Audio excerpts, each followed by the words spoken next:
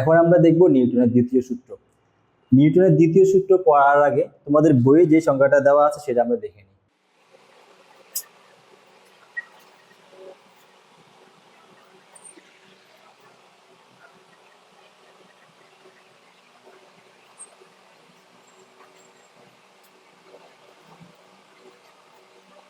তো তোমাদের বই বলা আছে কোন বস্তুর ভরবেগের পরিবর্তনের হারকে বলা হয় বল।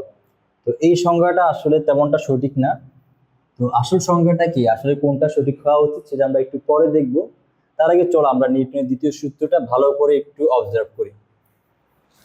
ধরো একটা বস্তু দেওয়া আছে এখানে, এটা একটা বস্তু, এই বস্তুর ভর মনে করে এখানে 10 কেজি, আর বস্তুটা এখানে মনে করো v সমান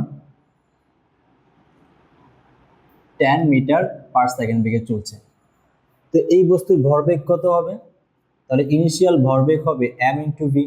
m এর মান দেওয়া আছে 10, v এর মান দেওয়া আছে 10, তাহলে অ্যান্সার আসবে 100 কেজি মিটার পার সেকেন্ড। তাহলে বস্তুর ভরবেগ, ইনিশিয়াল ভরবেগ 100 কেজি মিটার পার সেকেন্ড।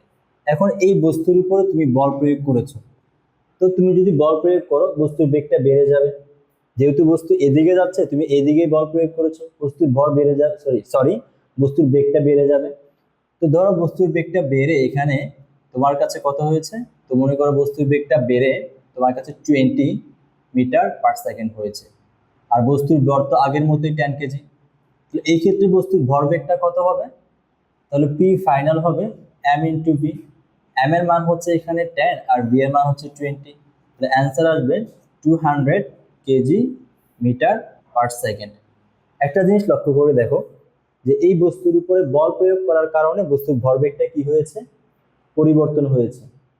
তাহলে বস্তুর উপর বল প্রয়োগ করলে বস্তুর ভরবেগ কি হবে? পরিবর্তন হবে। বস্তুর ভরবেগ কেন পরিবর্তন হবে?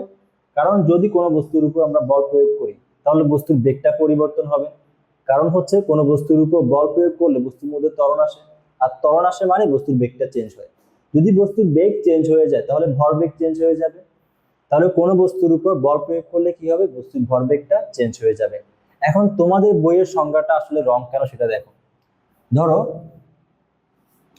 এটা একটা বস্তু, এই বস্তুর ভর মনে করো 10 কেজি, আর এই বস্তুর উপরে তুমি F1 সমান 10 নিউটন বল অ্যাপ্লাই করেছো। আর মনে করো এই বস্তুটা শুরুতে v সমান 2 মিটার পার সেকেন্ড বেগে চলছে। আবার তুমি এই দিক থেকে আবার F2 যেটা তুমি 10 নিউটন বল অ্যাপ্লাই করেছো। তাহলে এই বস্তুর উপর কয়টা বল প্রয়োগ হচ্ছে? x অক্ষ বরাবর দুইটা বল প্রয়োগ হচ্ছে, কিন্তু দুইটা বল কিন্তু বিপরীত দিকে কাজ করছে।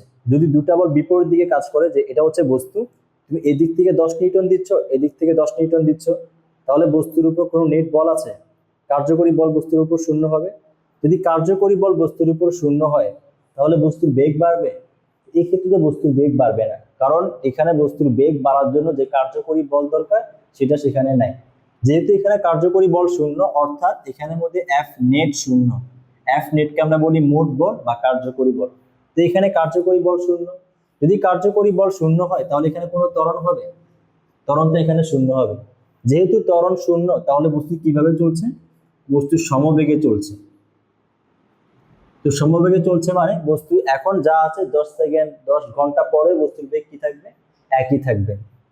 ঠিক আছে, তাহলে এখানে বস্তুর বেগ কত? 2 মিটার পার সেকেন্ড, আর 10 সেকেন্ড পরেও বস্তুর বেগ কি থাকবে? এখানে 2 মিটার পার সেকেন্ডই থাকবে। আর বস্তুর ভর তো এখানে কত কেজি? 10 কেজি। এখানেও বস্তুর ভর 10 কেজি। তাহলে ইনিশিয়াল অবস্থায় বস্তুর ভরবেগ কত হবে? m into v। m এর মান হচ্ছে এখানে 10 আর v এর মান হচ্ছে 2, তাহলে ইনিশিয়াল ভরবেগ আসবে এখানে 20 কেজি মিটার পার সেকেন্ড। আর ফাইনাল ভরবেগ কত হবে? P final m into v। m এর মান হচ্ছে এখানে 10 আর v এর মান হচ্ছে 2, তাও আসবে 20 কেজি মিটার পার সেকেন্ড। তাহলে এখানে দেখো বল প্রয়োগ করার পরেও বস্তুর ভরবেগ কি হয়নি? পরিবর্তন হয়নি। কেন কেন পরিবর্তন হয়নি? কারণ হচ্ছে যে এখানে কার্যকরী বল শূন্য ছিল। তো তোমাদের বইয়ে যে বলা হচ্ছে যে বস্তুর ভরবেগের পরিবর্তনের হারকে বলা হয় বল, এই সংজ্ঞাটা সঠিক না। সংজ্ঞাটা হওয়া উচিত ছিল কোনো বস্তুর ভরবেগের পরিবর্তনের হারকে বলা হয় কার্যকরী বল বা নেট বল। তাহলে নেট বল কি? কোনো বস্তুর ভরবেগের পরিবর্তনের হার। তাহলে আসল সংখ্যাটা কি হবে? কোনো বস্তুর ভরবেগের পরিবর্তনের হারকে বলা হয় কার্যকরী বল। যেমন ধরো একটা বস্তু দেওয়া আছে এখানে, এই বস্তুর উপর এই দিক থেকে আমি F1 ফোর্স প্রয়োগ করছি, যেটা হচ্ছে মনে করো 10 নিউটন, আর এখান থেকে আমি প্রয়োগ করছি 5 নিউটন। বস্তুর ভর মনে করো 10 কেজি, আর বস্তুর আদিবেগ ধরো 3 মিটার পার সেকেন্ড। তাহলে এখানে নেট বল কত? নেট বল কি শূন্য হবে এখানে? এখানে নেট বল শূন্য হবে না। এখানে নেট বল কি হবে? নেট বল হবে F1 ফোর্স প্লাস মাইনাস এটা ধরো F2 ফোর্স। এখন F1 পজিটিভ কেন ধরেছি? কারণ F1 এই দিকে, আর আমরা এই দিকটা পজিটিভ ধরেছি, আর তার বিপরীত দিকটা আমরা নেগেটিভ ধরেছি, যার ফলে F1 হচ্ছে পজিটিভ আর F2 হচ্ছে নেগেটিভ। তাহলে F1 এর মান কত এখানে? 10, আর F2 এর মান কত? F2 এর মান হচ্ছে এখানে 5। তাহলে কার্যকরী বল কত আসবে? 5 নিউটন বল আসবে।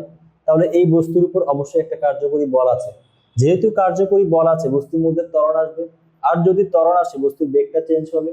তাহলে বস্তুর বেগ যদি চেঞ্জ হয় তাহলে ভরবেগ চেঞ্জ হচ্ছে। তাহলে ভরবেগের পরিবর্তনের হারকে কার্যকরী বল বলা হয়, ভরবেগের পরিবর্তনের হারকে বল বলা হয়। আশা করি তোমরা বুঝতে পেরেছো তোমাদের বইয়ে ভুলটা কোথায়। তো এখন আমরা জানি যে নিউটনের দ্বিতীয় সূত্রটা কি। নিউটনের দ্বিতীয় সূত্র হচ্ছে কোনো বস্তুর ভরবেগের পরিবর্তনের হারকে বলা হয় কার্যকরী বল বা F নেট ফোর্স। যদি তোমরা এই সংজ্ঞাটা শিখো তাহলে তোমরা ম্যাথ করতে কষ্ট পাবে। দেখা যাবে যে তোমরা এই সংজ্ঞা দিয়ে সকল ধরনের ম্যাথ করতে পারবে না। কিন্তু যদি এটা শিখো 100% শিওর তোমরা 100% ম্যাথ করতে পারবে।